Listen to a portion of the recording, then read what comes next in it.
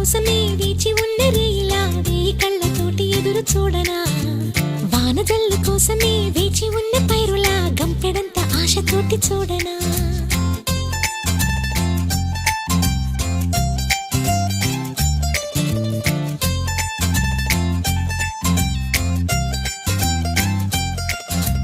జోల పాట కోసం ఉయ్యాలలోన చంటి పాపలాగా కోడి కూత కోసం తెల్లారు జాము పల్లెటూరిలాగా